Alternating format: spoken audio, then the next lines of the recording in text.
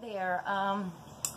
Well, this is my very first video I've ever made. I've been thinking about making one for quite a while. I feel like God's really told me to make one. You know, in the Bible it does say that what the Lord whispers to you at night, during the day you are to go and shout it out from basically the mountaintops. Okay, so I'm just going to basically tell you about a dream I had. I thought that I was perfectly saved. I thought that I had done everything and was living the right way. I thought I had done everything right and that I was living the right way. I thought that this was a done deal. It was a sealed deal, and I knew I was saved. I knew that I knew that I knew that I knew. You know, couldn't have told me any different. Okay, so, well, the Lord had different plans for me. I went to bed one night, and this is about a year and a half ago. Okay, so today's like, what, June, no, 1st, 2018, so about a year and a half ago, I had this dream. You know, went to bed, minding my own business, just going to bed like I do every night. And, well, just tell you about the dream, just jump right into it. Okay, so I was in this giant lake, very, very big lake, and I was driving a bright yellow, like a racing boat. Now, it wasn't really like those cigarette boats or the cigar boats, whatever they call them. I don't know what they call them, but this was it was a big boat, but I was standing in it. I was standing up driving it. I was standing driving it, and I was going so fast on this lake, and there was no wakes. There was nothing. I could just go as fast as I wanted, with nothing to slow me down. My hair was just blowing in the wind. I mean, it was. I was just going.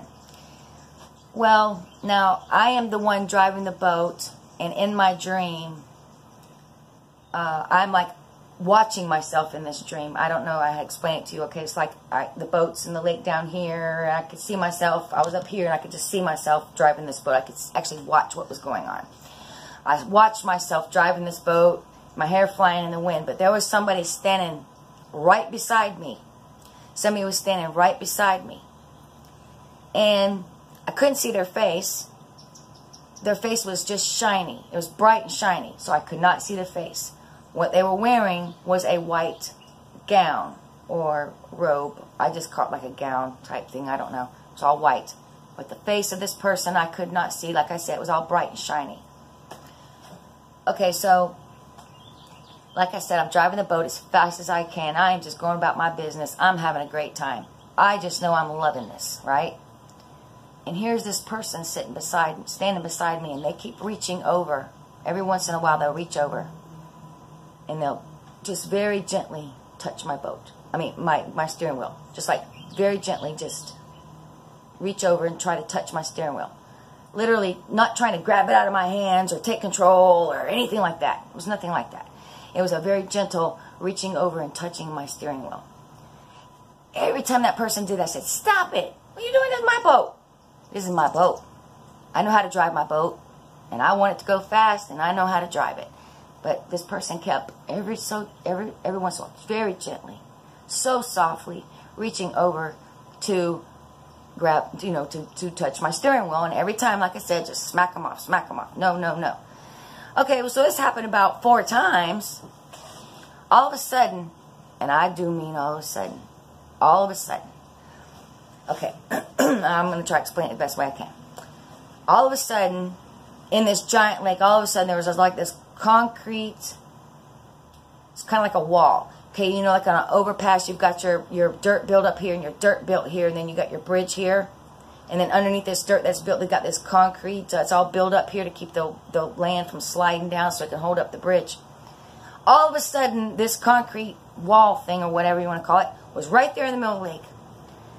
I smashed right through it. Bam! I mean, it was just like, all of a sudden, I'm going like 150 miles an hour on a boat. All of a sudden, smash! Right straight through this concrete barrier, and instantaneously I was dead. Instantly I was killed. And instantly I went straight to hell. Instantly I was in this place. I'll try to describe it for you as best I can. It had dark colors. It's kind of like a cave. Just rocks, big gray, lots of dark grays, light grays, and black colors. It was just a place where I didn't want to be. I knew it was a place that was not supposed to be. And within probably just maybe 2 seconds of being there, I heard from back behind here. Now, when I went in there, as soon as I smashed through the thing, that's where I smashed into, was into this place. And I saw no one. I didn't see no smoke. I didn't see no fire.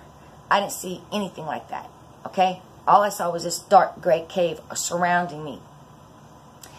But from back behind me was coming something. It was something so horrendous, and it was awful. It was growling. It was the most horrendous, deep, guttural, wanted to shred me to pieces growl I've ever heard. And I'm going to tell you something. It scared me so bad. And God had the mercy just to only let me hear that voice, because I'm going to tell you now, if I had seen it, I probably would have dead. I could have died right there in my dream. I don't know, but that's how I felt. But, okay, so instantly when I heard that, and that thing kept coming closer and closer and closer, and when it got to about right here, right by me, all that could come out of my voice was a squeak. I'm telling you, a squeak of Jesus, the name Jesus. It just barely came out.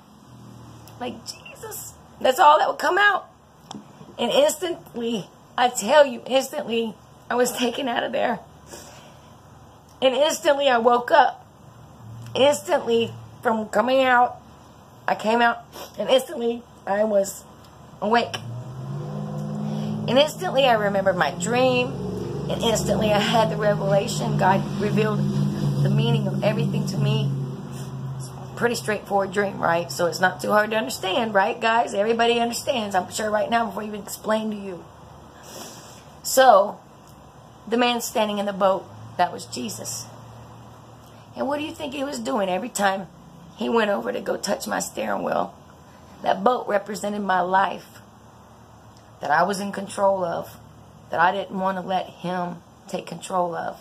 Every time, he kept gently, not forcing me, not taking it from me. He tried so many times, gave me so many chances to let him be the driver of my life, the driver of my boat, you know. He didn't want to be a co-pilot. That man standing right there in that boat by me was not trying to be my co-pilot. He wanted to be the pilot. But no, because I know better. It was my life. You know, I like going fast. I like doing my own thing. Nope, I didn't want to give it to him. And it got me put in hell. But by the grace of the Lord, it was only a dream. And that was 1.5 years ago. And that dream was the start of my walk. And let me tell you something, it's been a long journey. That's only been 1.5 years, but that was a long, hard walk to get back into the arms of Jesus.